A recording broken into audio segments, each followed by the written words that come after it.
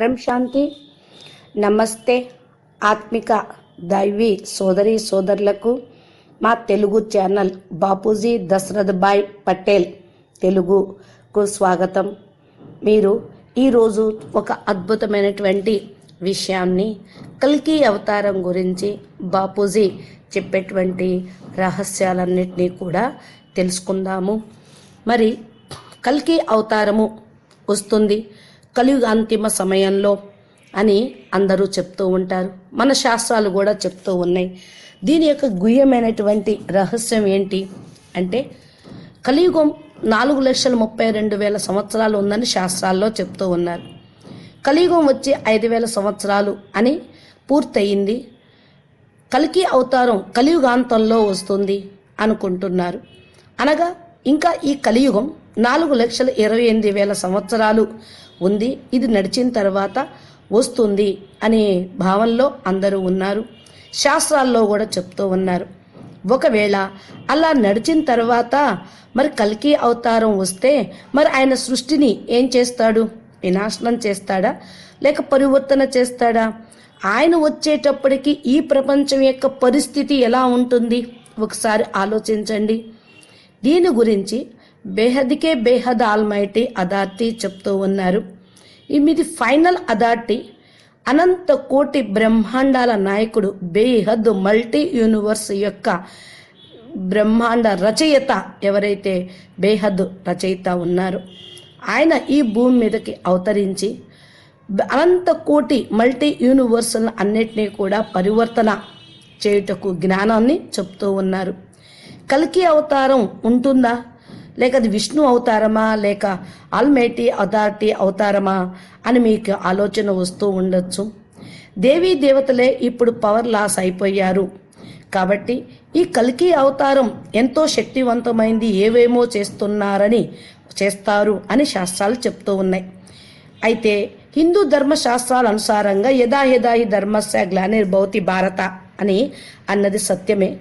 భూమిపైన ఎప్పుడైతే ధర్మగ్లాని జరుగుతూ ఉందో అప్పుడు విష్ణు అవతారం భూమి మీదకు వచ్చును. అలాగే కలియుగంలో అతి ధర్మగ్లాని జరిగినప్పుడు కలియుగాంతంలో కల్కి అవతారము విష్ణు యొక్క అవతారంగా వస్తారు అని మన శాస్త్రాలు చెప్తూ ఉన్నారు.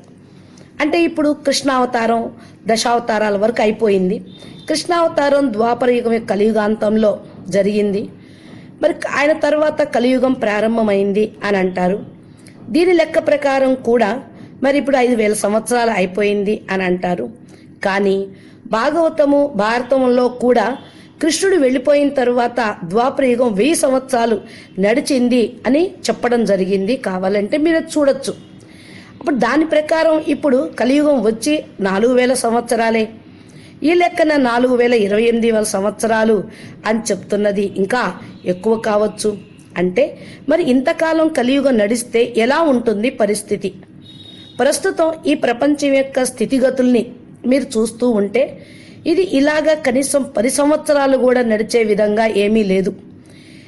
ఎందుకని? తినటానికి తిండి లేదు, తాగటానికి నీళ్లు లేవు, జీవించడానికి యోగ్యంగా లేదు, ప్రకృతిగా ఆపదలు, విపరీతమైనటువంటి రోగాలు, ఆక్సిజన్ గాలిలో శాతం తక్కువైపోవటము, అంతా పొల్యూషన్ పెరిగిపోయి రోగాలు విపరీతం అవ్వటము, మరి ఆతంకవాదులు మరి ఏం చేస్తారో అనేటువంటి భయంతో మరి మానవులు భయాందోళనలో జీవించటము ఉంటే మరి ఈ ప్రపంచం ఇలాగే నడవనిస్తాడా ఆల్మైటీ అథారిటీ? మీరు ఆలోచించండి.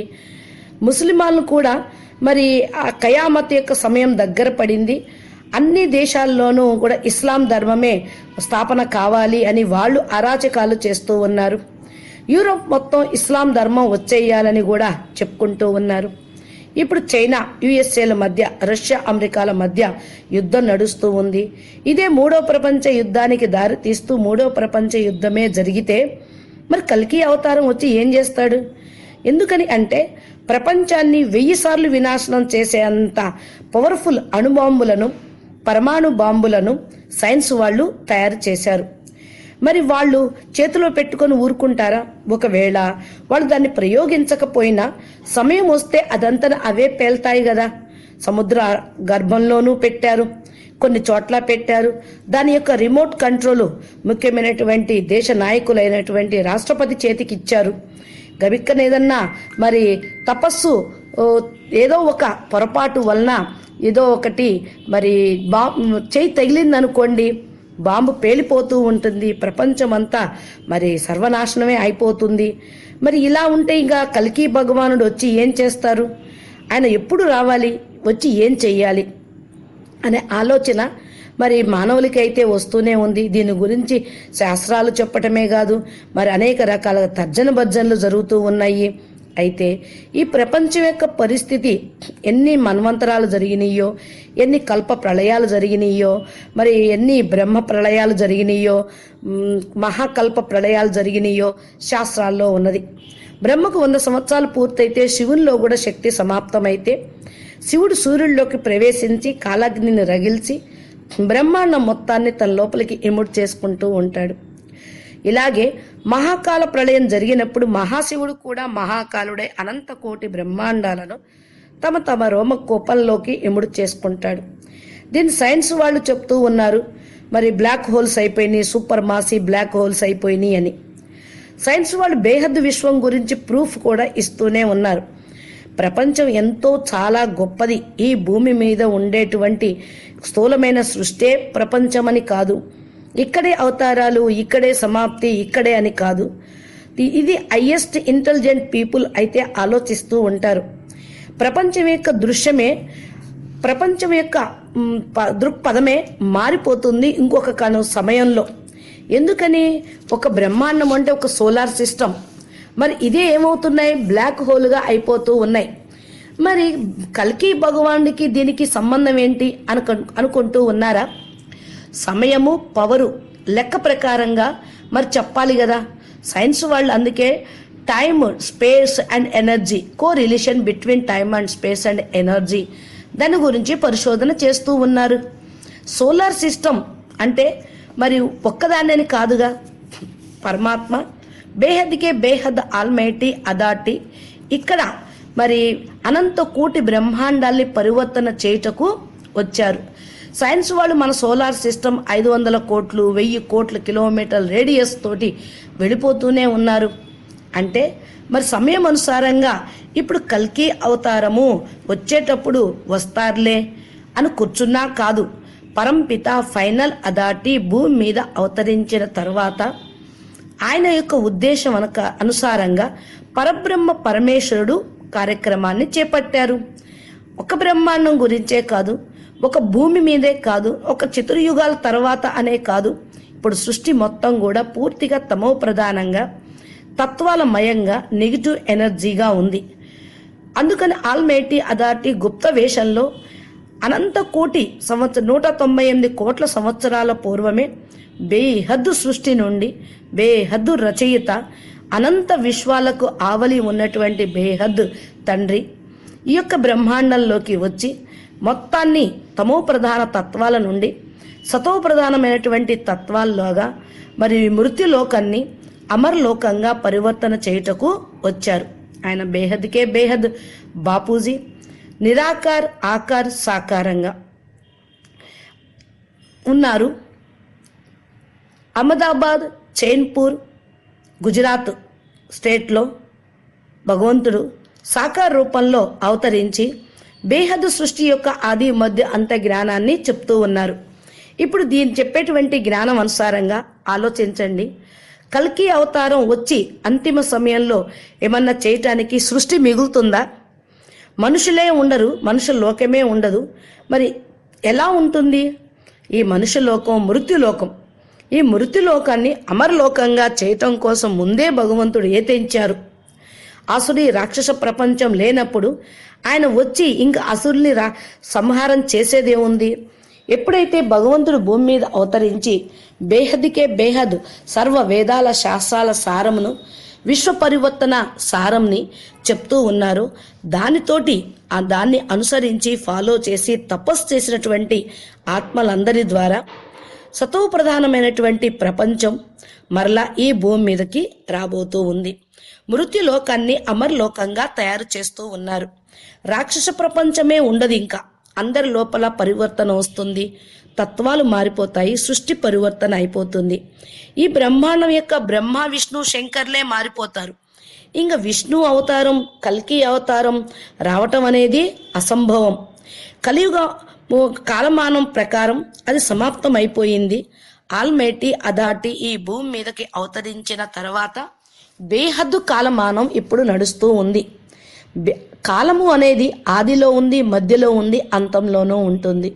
బేహద్దు కాలమానం శివుని కాలమానం బ్రహ్మాండంలో ఉంటే, మహాశివుని కాలమానం మహాశివుడి గెలాక్సీలో ఉంటుంది. పరమహాశివుని కాలమానం యూనివర్స్ లోపల ఉంటుంది. అలాగ మల్టీ యూనివర్స్, బేహద్కే బేహద్ గ్రేట్ గ్రేట్ యూనివర్స్ ఈ సృష్టి పైన ఉన్నాయి.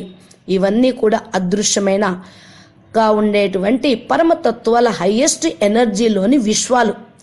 కానీ మానవులు ఈ కంటికి కనిపించేటువంటి సృష్టినే ప్రపంచము అని, ఇక్కడ యుగాల గురించే, ఇక్కడ ప్రపంచం గురించే ఆలోచిస్తూ ఉన్నారు.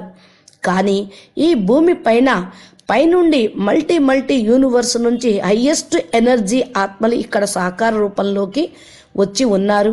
వీరందరూ కూడా పరివర్తన కార్యక్రమాన్ని చేపట్టారు. కల్కి అవతారం అంటే విష్ణు అంశయ, లేకపోతే మరి ఆల్మైటీ అథారిటీ అంశయ అని అనుకుంటూ ఉన్నారు. భక్తులు రామకృష్ణులు విష్ణు యొక్క అంశావతారం అని చెప్పుకుంటూ ఉంటారు.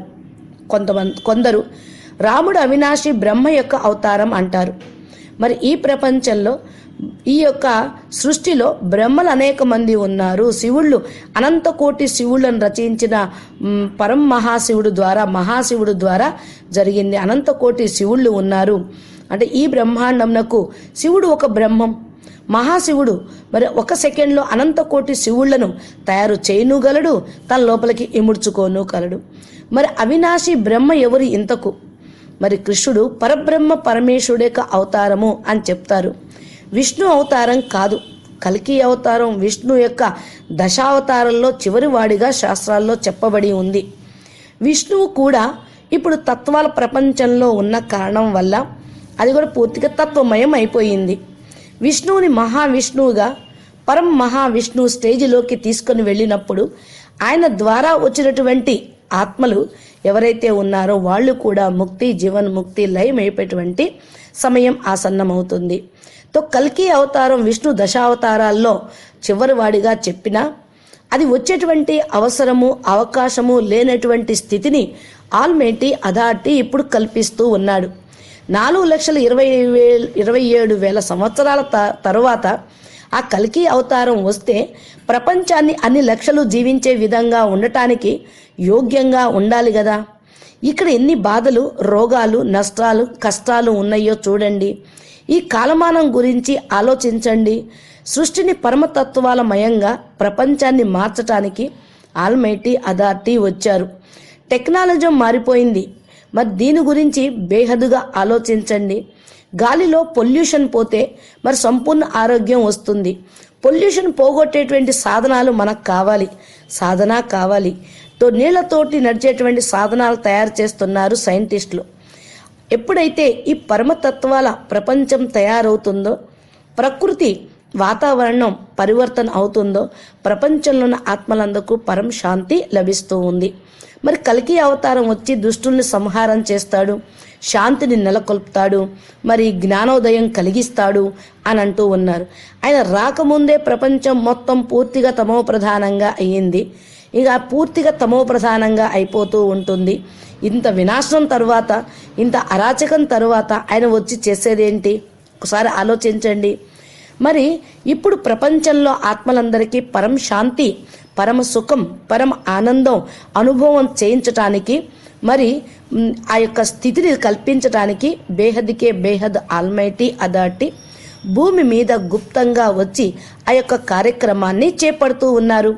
బేహద్దు బాపు బేహద్దుగా ప్రపంచాన్ని పరివర్తన చేయుటకు మరి నిమిత్తమై ఉన్నారు. ఆయన ఎక్కడా వినాశనం చెయ్యరు, దేన్ని వినాశనం కానివ్వడు. బేహద్దు బాపు దయాసాగరుడు, బేహద్దు ప్రేమ సాగరుడు. అనంతమైనటువంటి శక్తులు ఉన్నాయి. కర్బోం మల్టీ యూనివర్స్లను పరివర్తన చేయుటకు వచ్చారు. ఎవరికీ ముక్తి ఇవ్వకుండా, ఇచ్చేది లేదనకుండా అందరికీ జీవన్ముక్తిలోకి అనగా పరంపదంలోకి, శ్రేష్టమైన స్థానంలోకి, శ్రేష్టమైనటువంటి స్థితిలోకి తీసుకొని వెళ్ళుటకు బేహద్కే బేహద్ ఆల్మైటీ అదాటి ఇక్కడ నిమిత్తమై ఉన్నారు. ఎందుకంటే శివుని శక్తి అనుసారంగా ఈ బ్రహ్మాండం యొక్క బ్రహ్మకి అర్ధ పరార్థం పూర్తయిపోయింది. శివుడే జీవుడైపోయినాడు. మరి ఇంకా ఎలా పరివర్తన ప్రాసెస్ అవుతుంది అని ఆలోచిస్తూ ఉన్నారా? కొంచెం ధైర్యం వహించండి.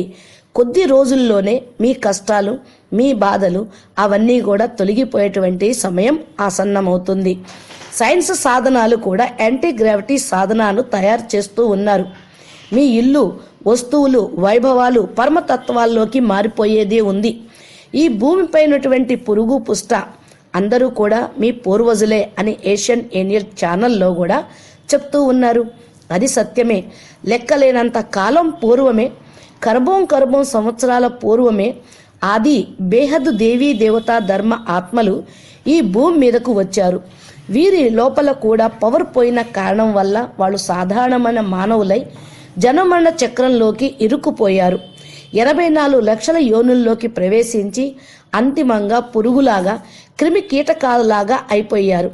ఆల్మైటీ అథారిటీ వీళ్ళందరినీ అవినాశి అమర్లోకంలోకి తీసుకొని వెళ్ళుటకు ఏతెంచి ఉన్నారు. కాబట్టి వారిని వారి యొక్క ఒరిజినల్ దివ్య స్వరూపంలోకి తీసుకొని వెళ్ళి మరి వాళ్ళని పరమ స్టేజ్లోకి, పరమ తేజస్సులోకి వెళ్తూ ఉన్నారు.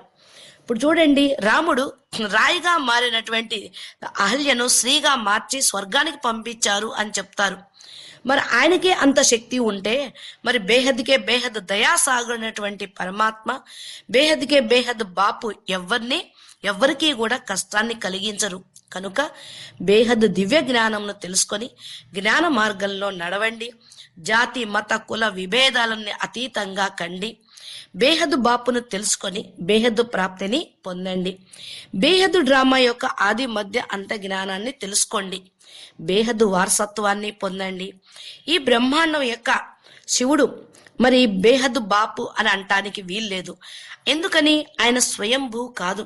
స్వయంభూ అంటే స్వయం తనకు తాను స్వయంగా రచించబడినటువంటి వాడు. ఆయనకి ఎవరు తల్లిదండ్రులు లేకుండా ఉండేటువంటి వాడు. మరి ఎవరి యొక్క పాలనా శక్తి తీసుకోలేనటువంటి వాడు. మరి శివుడైతే మహాశివుడు ద్వారా రచించబడ్డారు అని మన వేదశాస్త్రాల్లో చెప్తూ ఉన్నారు. మహాశివుడు మహాశివుడు ద్వారా మరి రచయించబడ్డారు అంటున్నారు. పరబ్రహ్మ పరమేశ్వరుడు అనగా గురు బ్రహ్మ, గురు విష్ణు, గురుదేవో మహేశ్వర, గురు సాక్షాత్ పరబ్రహ్మ అన్నారు కదా.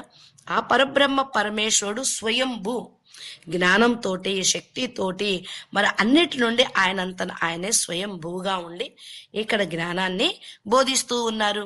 మరి చెప్తూ ఉంటారు కదా, కల్కి అవతారం అంటే మరి భూమి మీదకి వచ్చేసేసి మరి సృష్టిని మళ్ళా పరివర్తన చేస్తానన్న సంకల్పం ఏమైనా ఉందనుకుంటున్నారా? వినాశనం చేసేస్తాను అని అంటూ ఉన్నారు. మరి మానవులు, ఇప్పుడు దేవతలందరూ కూడా మరి మానవులైపోయారు. వీళ్ళు ఎక్కడి నుండి వచ్చారో, ఎక్కడికి వెళ్లాలో ఏమీ తెలియకుండా జనమరణ చక్రంలో ఇరుక్కుపోతూ ఉన్నారు. ఈ మృత్యువాత నుండి బయటికి తొలగించి అమరులుగా తయారు చేసేటువంటి వాళ్ళు ఎవరు? మరి ఈ యొక్క విధానాన్ని చూపించే వాళ్ళు ఎవరు? మరి ఏ యొక్క మార్గం అనుసారంగా నడిస్తే భయంతో, వినాశనం అనే భావంతో ఉన్నటువంటి మానవులకు ఈ భావాలను తొలగించే వాళ్ళు ఎవరు? అందుకనే పరమాత్మ ఆల్మైటీ అథారిటీ పరబ్రహ్మ పరమేశ్వరుడు సాకార రూపంలోకి వచ్చి మరి ఈ భయాందోళనతో, వినాశనం అనే భావనతోటి ఉన్న మానవులను, వాళ్ళ భయాలను తొలగించి దేవతలుగా చేస్తూ ఉన్నారు.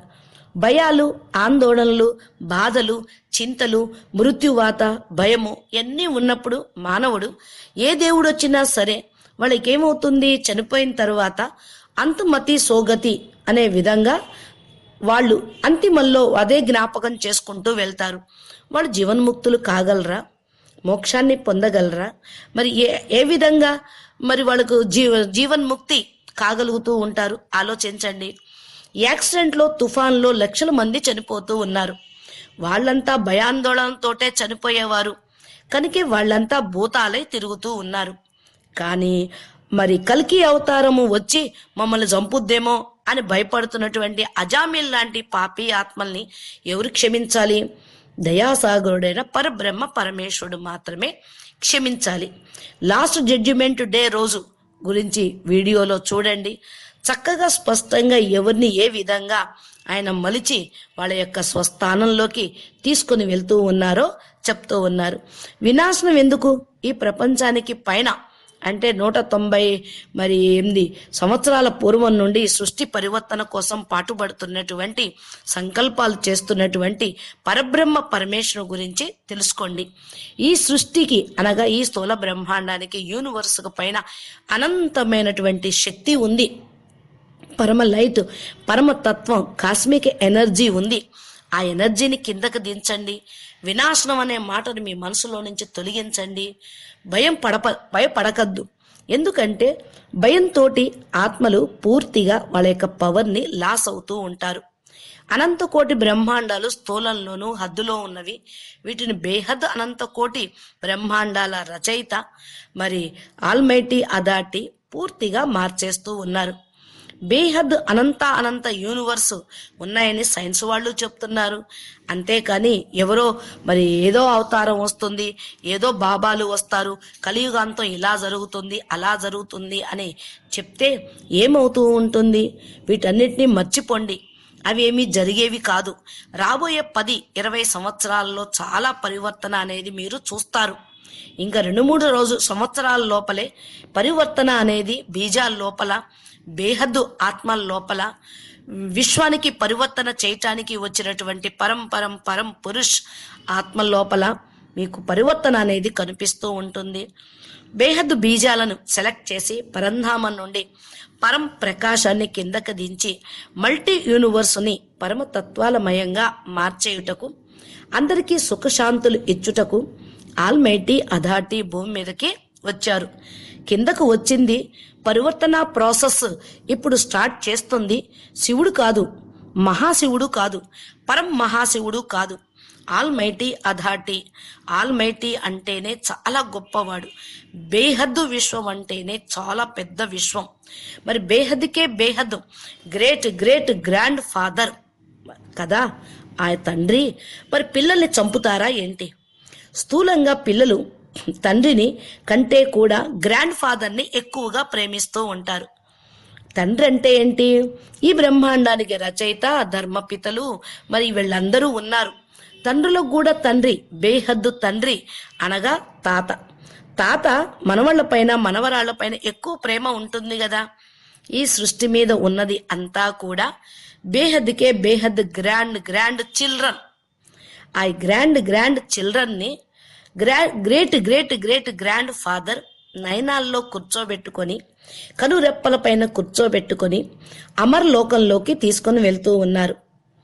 శిరో కీరటంగా తీసుకొని వెళ్తాను అనేటువంటి వాగ్దానం చేస్తూ ఉన్నారు. మీరు ఆలోచించలేని విధంగా 1 సెకండ్లో పరివర్తన అయిపోతూ ఉంటుంది. ఆల్మైటీ అథారిటీ 1 సెకండ్లో పరివర్తన చేసేంత శక్తి కలిగిన వాడు.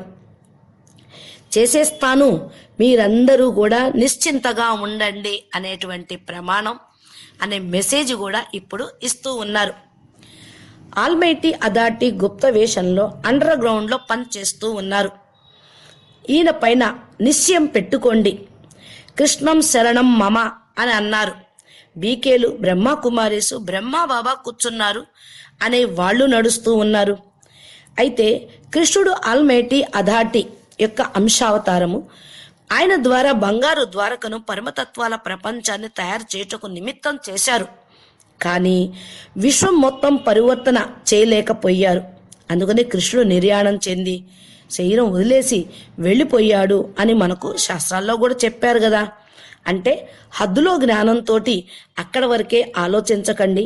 ఆ శాస్త్రాల్లో అది చెప్పారు, ఈ శాస్త్రాల్లో ఇది చెప్పారు, మురళీలో అలా ఉంది, ఇలా అనుకుంటూ కూర్చోకండి. ఎందుకంటే బేహద్దు ఆలోచన చెయ్యండి, దాని గురించి చింతన చెయ్యండి. అంటే మరి విశాల హృదయంతో బ్రైండ్గా మీరు ఆలోచించండి. ఎందుకంటే బేహద్దు తపస్సు త్యాగంతో, బేహద్దు జ్ఞానంతో ఆల్మైటీని పొందండి. ఈయన ఆల్మైటీ అథారిటీ అని ఎలా తెలుస్తుంది? చెప్పేటువంటి జ్ఞానం యొక్క ఆధారంతో ఆల్మైటీ అథారిటీ అని తెలుస్తుంది. ప్రపంచంలో ఎవ్వరూ చెప్పనివి, వినిపించనివి, చెయ్యనటువంటి మరి గొప్ప కర్తవ్యాన్ని ఆల్మైటీ అథారిటీ భూమి మీద సాధారణ మానవుడిగా వచ్చి స్వయం ఆ స్టేజికి చేరుకొని ఆల్మైటీ అథారిటీ ఆత్మలందరికీ కూడా ఆత్మాసో పరమాత్మగా కమ్మని లక్ష్యం ఇస్తూ ఉన్నారు. మామూలుగా చెప్తారు కదా, నరుడి నుండి నారాయణుడిగా, నారి నుండి లక్ష్మిగా కండి అనేటువంటి లక్ష్యాన్నైతే బ్రహ్మకుమారి సంస్థ ద్వారా అందరికీ అర్థమైపోయింది. ఇక్కడ నారాయణుడుగా లక్ష్మిగా అవ్వటం కూడా ఒక హద్దులో విషయమే. బేహద్దుకే బేహద్ పరం పరం పరం మహాశివుళ్ళు ఇక్కడ ఉన్నారు.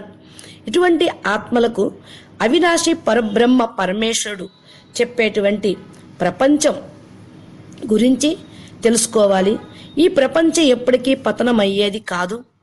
భగవంతుడు తయారు చేసేటువంటి సృష్టి చాలా అందమైనది, చాలా పవిత్రమైనది, చాలా శక్తివంతమైనది. ఇది వినాశనం అనేది కాదు. పరబ్రహ్మ పరమేశ్వరుడు ద్వారా ప్రపంచ పరివర్తన దీన్ని కొత్త ప్రపంచంగా తయారు చేస్తే అది పరమతత్వాల ప్రపంచంగా ఉంటుంది.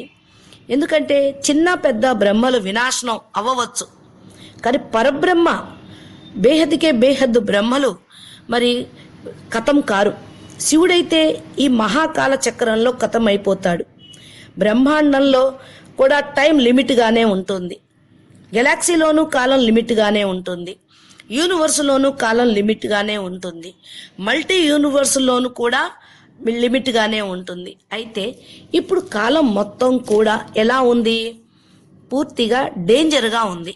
కాబట్టి ఇప్పుడు భూమి పైన ఎటువంటి ప్రపంచం, ఎటువంటి స్థితి నడుస్తూ ఉందో ఆలోచించండి. 2022 2050 సంవత్సరాల్లో ప్రపంచమే మారిపోతుంది అని సైన్స్ వాళ్ళు కూడా చెప్తూ ఉన్నారు.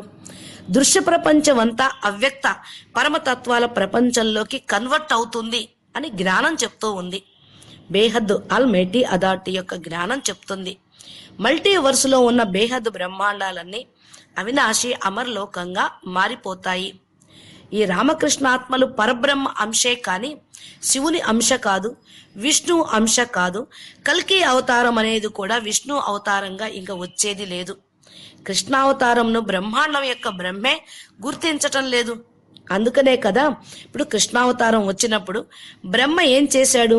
కృష్ణుడి దగ్గరున్న గోవుల్ని గోపాలని మాయం చేసి బ్రహ్మపురిలో దాచిపెట్టారు. మరి కృష్ణుడు విష్ణు అంశ అయితే మరి అందరికీ తెలుస్తుంది కదా, విష్ణువుకి బ్రహ్మకు రిలేషన్ ఉంటుంది కదా, కమ్యూనికేషన్ ఉంటుంది కదా, అర్థం చేసుకునేవాడు కదా. మరి కృష్ణుని ఎందుకు పరీక్ష పెట్టారు అంటే కృష్ణుడు ఎవరు అంశ, ఎక్కడి నుండి వచ్చారో ఈ బ్రహ్మాండం యొక్క బ్రహ్మకే తెలియదు. ఆయన ఆల్మైటీ అథారిటీ పైనుండి వచ్చారు.